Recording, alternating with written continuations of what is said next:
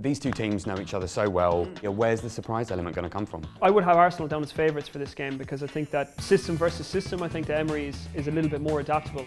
When you've got those strikers in that sort of form, combining up front, then you've always going to give yourself a chance, and I think they could be key. There's a big shout for me that Aubameyang finished the season as probably the most informed striker in the world. And I think a little bit of the X factor has been taken out of Chelsea thanks to that injury for Loftus-Cheek. He gets in the team through the Europa League, 4 starts in a row.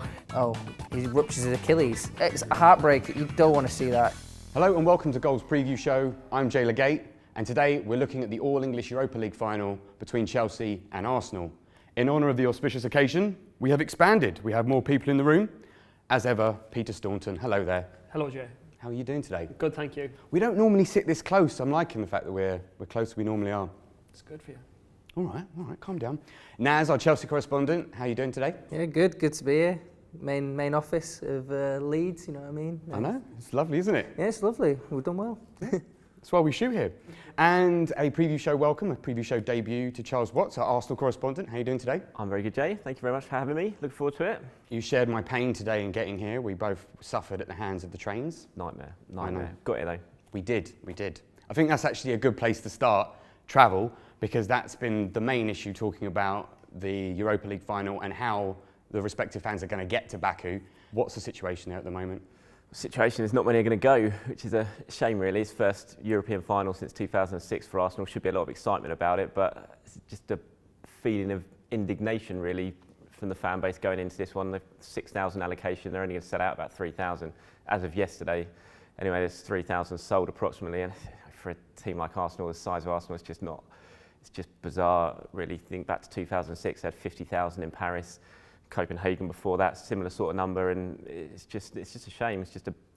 Doesn't feel like it should. It's such a massive game for Arsenal, so much on the line, and yet there's just not that feeling of excitement there should be for a final in a game of this stature. So they're only we're talking about like roughly 50% tickets? Yeah, they're going to have to send about half back. Is it the same situation for Chelsea fans? Yeah, maybe even slightly less. So yeah, it's quite bad. But you're looking at the cost. It's like £2,000 at least to get out there. You know, flights, accommodation. I mean, even going on a work trip over there is like really complicated, really difficult. There's no direct routes. We couldn't find a flight for me, for example, out until like the Friday. So the game finishes obviously on Thursday night. So you've got all this even there's people talking about getting a bus from Tbilisi to Baku. So you're going to cross country boundaries and stuff on a bus maybe, or like take 4 flights. I know some journalists are taking like 3-4 flights as well. So it's just a sheer expense. There's just not enough flights really. It feels like we'd like to see the football in a new country, but it feels like Baku is struggling a little bit, to be fair, even with this 70,000 seater venue, but they're struggling just to get the fans in. And the fact that both teams are from London is a bit of an issue as well, because if you had a Spanish team, then you'd have a little bit of a leeway there or something like that. So there is a concern, but we're still going to have this final. Many have already booked their travel, so there's nothing that's going to get in the way of it. As Naz says, I'm all for it. Big matches been taken to new countries, but this is more of a Super Cup occasion. If you look at where they've held the Super Cup over the last few years, maybe in Norway, Macedonia, other countries like that don't get big teams regularly playing in those countries. I think that this kind of fixture is not suitable for one of those venues, and Baku might have been more suitable for a Super Cup. I was sat there at the FA Cup final a couple of weeks back, and from where we sit in the press box, you can look straight down the halfway line, and then that's where it splits. One side is blue for Man City, the other side is yellow for Watford, and I thought that's exactly what finals should be like. We understand that UEFA needs to look after the football family, as they call it, and there are a certain amount of corporate tickets that get handed out, but come on, more fans in the stadium the better, surely. Even if fans could afford to get out there though, 12,000 tickets between them is an absolute joke. The stadium holds 63,000. I was there for in the group stages because Arsenal were there and beat Karabag, and it was a fantastic city, Baku. I really enjoyed it, and I think it's going to be a great host city in terms of the fans that can go over there. They're going to enjoy themselves, and the only reason they gave 12,000 tickets was because the capacity of the airport couldn't handle any more than that. So just that alone, the airport can't handle the amount of people that want to go to a stadium. I think UEFA should have a plan for fans, maybe a bit of a subsidy, involve the clubs in it as well, and I think that the cost's just unreasonable. It's unreasonable. What could you spend £2,000 on? Is it a one-day trip to Baku to see a team, or would you rather go tour in America or a different country? You could go around. You go to Baku another time, Get and a it'd be season much ticket cheaper. next season, see every single home game. You can see exactly, and that's the most expensive season ticket in the UK. And you could get that season ticket, see every home game. One game is too much. I don't want to dwell on the whole travel and the hosting city aspect of it too much, but there is another very important aspect of this issue, is the fact that Mkhitaryan he's now come out and said that he won't be playing. What does that mean, not only for him, he himself is going to miss out, Arsenal, but also from the tournament's perspective, it doesn't really reflect well. Imagine if this was, I mean, it's a totally hypothetical situation, but imagine if it was some player like Messi who was going to miss a final because of this situation. And I mean, the world would be in uproar about it. And for Arsenal, it's a big thing, because Mkhitaryan, I think he had a good chance of starting. As Aaron Ramsey's not going to be involved, last time Arsenal played Chelsea, you had Ramsey sitting on Jorginho in that deeper midfield role. Now it looks like Ozil's going to have to play number 10 for Arsenal, and he's not really the sort of player who's going to track Jorginho everywhere, get in his face, stop him dictating play. But Mkhitaryan is a player who would do that, and I think he had a good chance of starting. And now Arsenal are going to play him. He's the second highest earner at the football club, and he's not playing in a major final because of where it's being held. And that alone, take all the fans out of it, take the travel out of it. UEFA's motto, the whole football is open for everyone, but it's not open for a star player of one of the teams to play in a final. It's a farcical situation. These two teams know each other so well, play each other all the time, not expecting to meet each other in a final of this nature, but with the fact that they are so familiar, where's the surprise element going to come from? Well, I would have said that you know, I would have Arsenal down as favourites for this game, because I think that system versus system, I think that Emery is a little bit more adaptable than Sarri. You know how Chelsea are going to play, and I think it largely depends on whether Hazard shows up or not, that if they can win the final. But I think if you want to take a systematic approach to it, I would fancy Arsenal. And I think a little bit of the X factor has been taken out of Chelsea thanks to that injury for Ruben Loftus-Cheek. Because if you look through the Europa League campaign, you know, he had that hat-trick earlier on in the group stage. I think he's played really well for them, and it has sort of been his coming-of-age season at club level. I know he played in the World Cup, did really well there too. But in terms of establishing himself in this Chelsea team, I think he's a huge miss for Chelsea, and all the more so considering the circumstances that they lost him in. Yeah, he's been class. He's been, you know, he's finally got in the Premier League team. Every Chelsea fan wanted to see that. You know, they've been really annoyed with Sarri for not picking him. He gets in the team through the Europa League as a vehicle to get into the Premier League team, 4 starts in a row, and then he's in line to start a final, the game that he describes as the biggest of his career. He's been to a World Cup, but he's never been the main man. This game was going to be him, main man, starting a game. He ruptures his Achilles.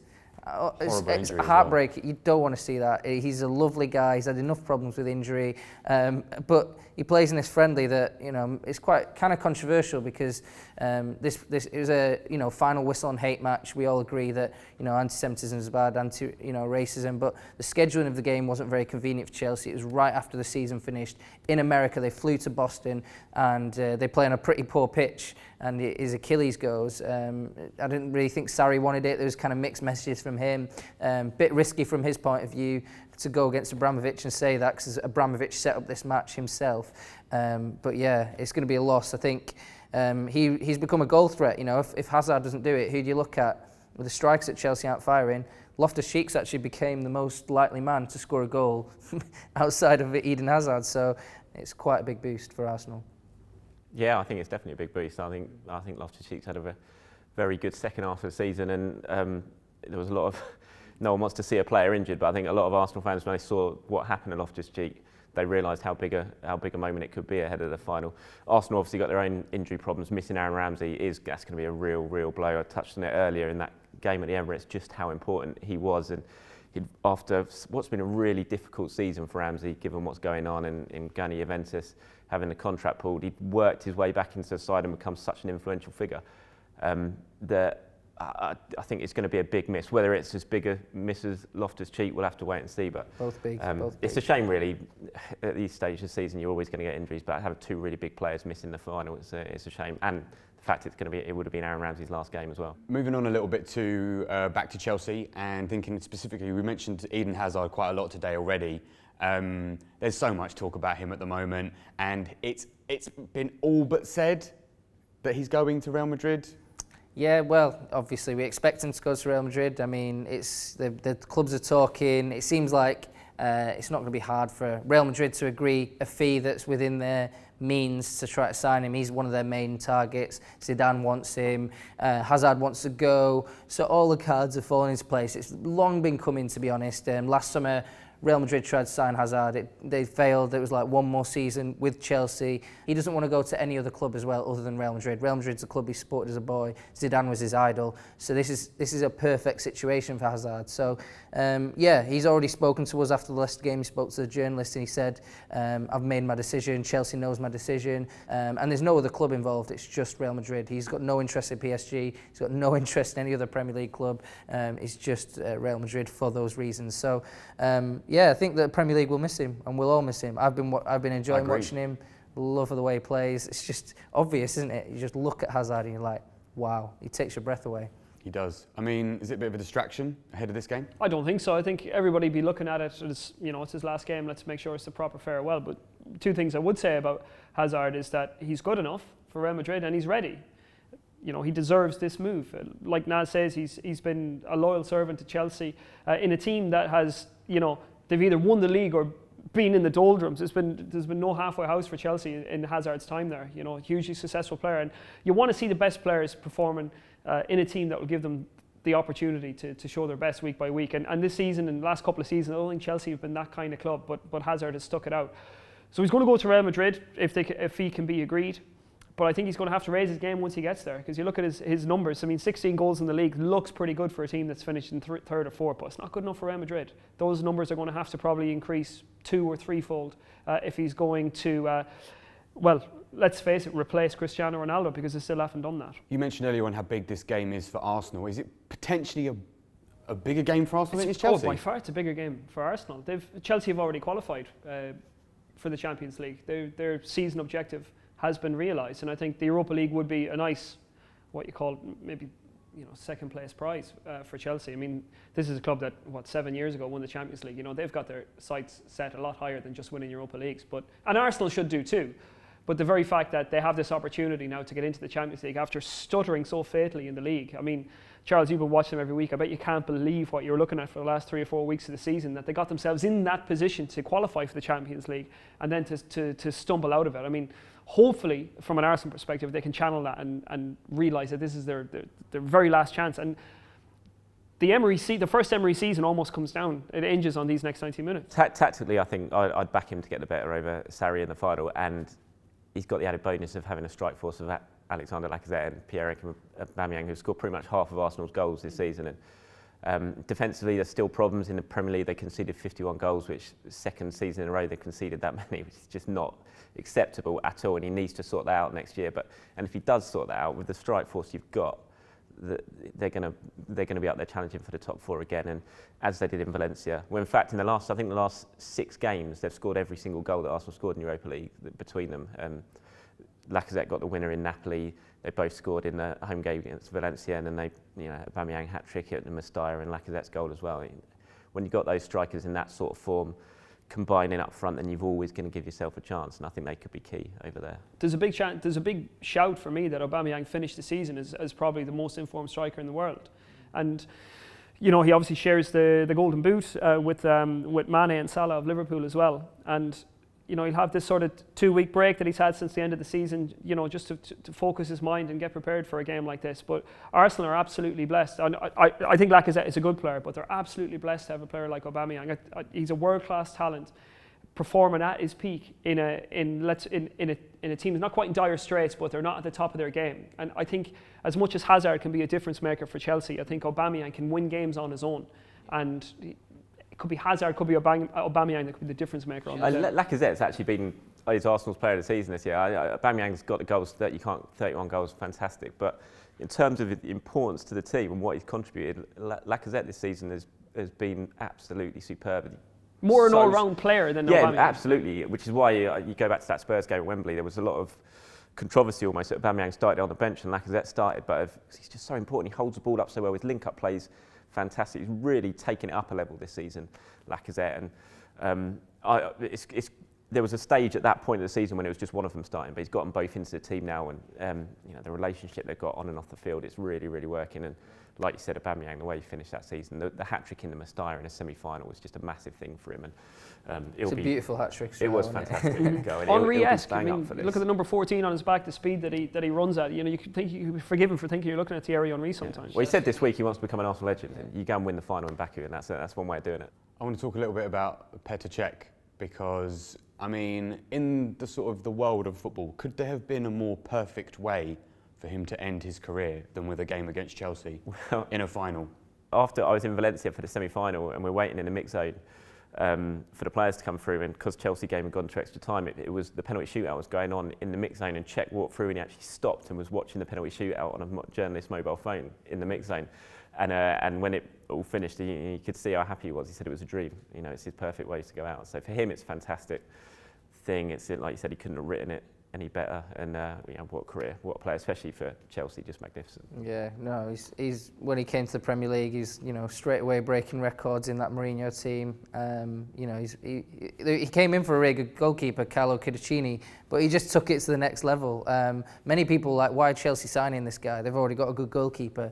And then you saw straight away how good he was.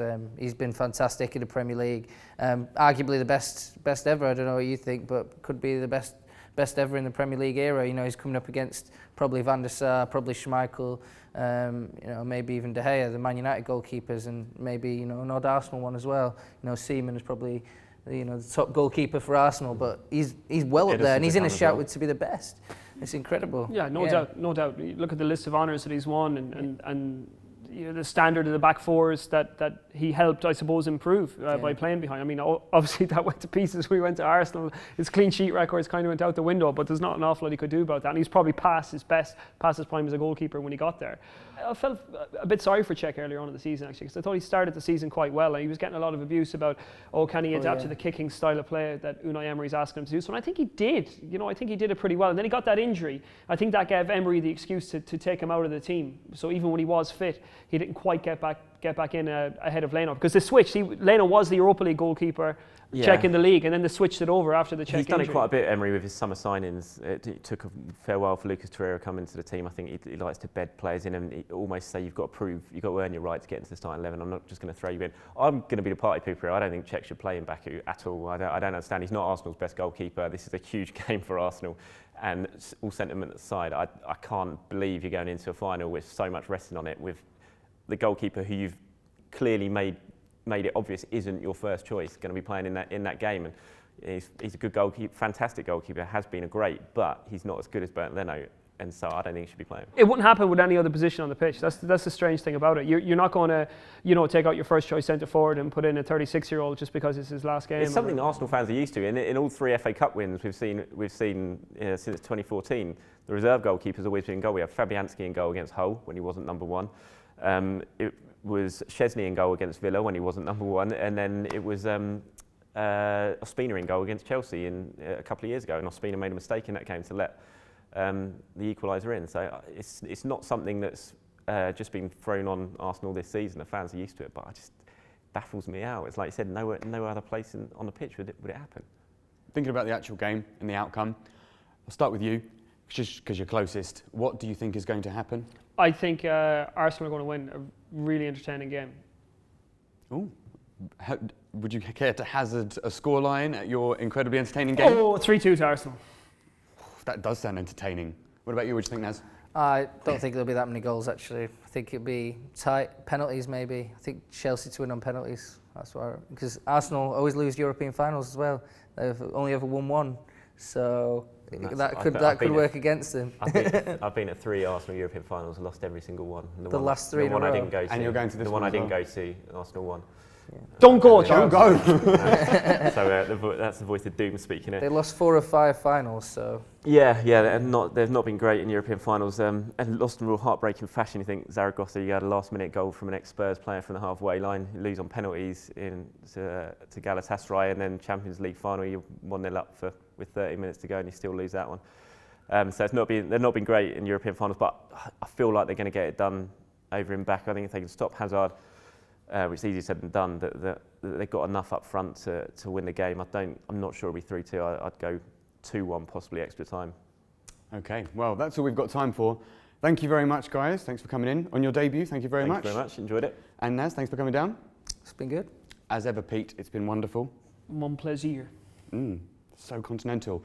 And thank you for watching as well. Don't forget to hit the bell icon to subscribe to all the other content that we do, including our next preview show, which will be for the Liverpool against Tottenham Champions League final as well. Have a lovely evening. Bye-bye.